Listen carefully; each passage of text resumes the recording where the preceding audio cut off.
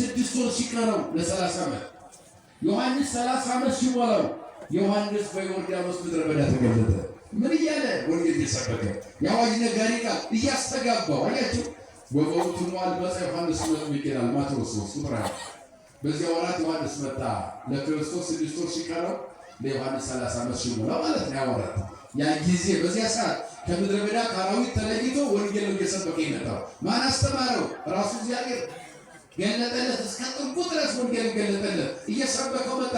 በሚስጥር ክንፍ እየበረረ በምድረ በዳ መጣ። ከአራዊት ተለይቶ መጥቶ ወንጌል ሲሰብክ ሕዝብና አሕዛብ ገረማቸው። ሰፈሩም ከተማውም መንደሩም ተጨነቀ። ከየት የመጣ ድንቅ ታምር ነው? ምንድነው የሚሰብከው? የሚናገረው ቃል የነቢያትን ቃል ጠንቅቆ ያውቀዋል። ያንን ደግሞ ትርጓሜውን እየተረጎመው ነው። አዲስ ኪዳን የሚባለው ሕግ መጣ ይሆን እያሉ የይሁዳና ሰማሪያ አካባቢው ቅሩበ ሳሌም፣ ቢታንያ፣ ቤተራባ የሚባለው አካባቢ ሁሉ ሕዝብ እየተጨነቀ አሚጸኞች ከኛ በላይ ሕግ አዋቂ የለም የሚሉ የሚመኩትን ሁሉ እያንበረከከ ለክርስቶስ እንዲገዙ እያደረገ እየሰበከ መጣ። ከአራዊት ጋር ደግሞ ወንጌል እየሰበከ የመጣ ማን ይባላል? ተበላታችን ቅዱስ ዮሐንስ ነው። ወጠጉሩ ሲሳዩ አንበጣ ወማረጼና ቅድም ያልኳቸው የሚመገበው አንበጣ የሚባል ቅጠል ወይም አዝማማር ወለማር የሚመገብ ነበረ። ወለብሱ ጠጉረ ገመድ የገመሎች ከፈት ይለብስ ነበረ። በወገቡ ደግሞ ጠፍር ይታጠቅ ነበረ። ምናይ ነው እንደዚያ ሆኖ መጣ እየሰበከ ወይ በሱ ሁሉም ሰማይ ሁዳ ወገሊላ ወሰማሪያ ቢታንያ ቅሩበ ሳሌም ከዚህ ሁሉ አካባቢ ናቸው። የኢየሩሳሌም አካባቢ በእስራኤል ሀገር ያሉ ሰፈሮች ናቸው፣ ከተሞች። ከነዚህ ሁሉ ይመጣ ነበር ሰው ወደ ዮሐንስ። ምን አይነት ታምር ነው የሚሰብከው? መጣያ ብሎ ሲመጡ ነበረ። ከዚያ በኋላ ምን አላቸው? ወይቤሎሙ ዮሐንስ ነፍሱ እስመ ቀርበት መንግሥተ ሰማያት፣ መንግሥተ ሰማያት ቀርባለችና ምን በሉ ንስሐ ግቡ አለ። የወንጌሉ መጀመሪያ ያደረገው ማለት ነው ንስሐ ግቡ ነው። አምኖ ንስሐ መግባት ጥሩ ነው አለ። በትንቢተ ነቢያት ኑራችኋል፣ አሁን ያ ተፈጽሟል፣ መሲሁ መጥቷል አለ። አንሳ ጠብቀክሙ በማይ ለንስሐ ወደ እሱ በሚያቀርብ እኔ በውሃ ለንስሐ ጥምቀት አጠምቃችኋለሁ። ዘይመጽእ እምኔ ይጸድቅ እምኔ፣ ከኔ በኋላ የሚመጣው ግን ከኔ ይበረታል። ማነው እሱ? ክርስቶስ። ከ6 ወር በኋላ ይመጣል። ዮርዳኖስ እዚህ ላይ እንገናኛለን።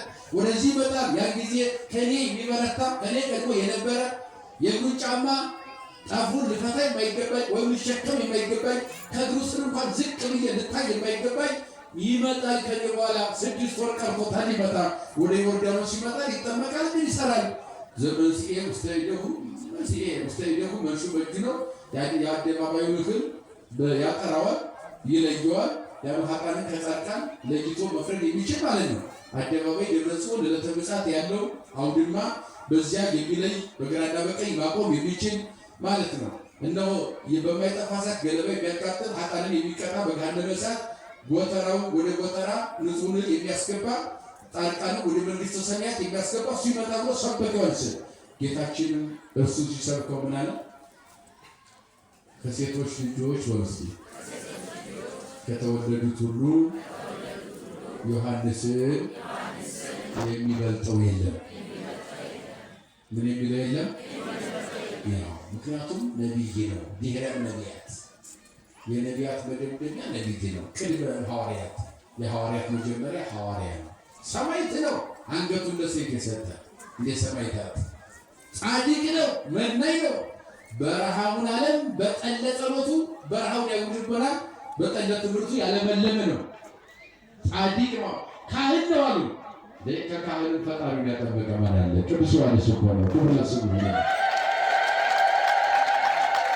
የአዋጅ ነጋሪ ቃል የብሉይ ኪዳኑን ጠቅልሎ ለሐዲስ ኪዳን ትርጓሜ አመቻችቶ የተረጎመ መሲሁ ወደ ዓለም መምጣቱን ለመጀመሪያ ጊዜ ሐዋርያት ሳይጠሩ ሳይመጡ ቀድሞ ለዓለም ያወጀ የመሲሁ የክርስቶስን መምጣት የዓለም መድኃኒት መምጣቱን ብርቱና ኃያል አምላክ መሆኑን አስቀድሞ ዓለማት ሳይፈጠሩ የነበረ ይመጣ መሆኑን የሰበከ ታላቁ ነቢያችን ሐዋርያችን ሰማዕት ብለን የምንጠራው ካህን ከካህን ፈጣሪውን ያጠመቀ ዛሬ ምን ያለበቀን ነው።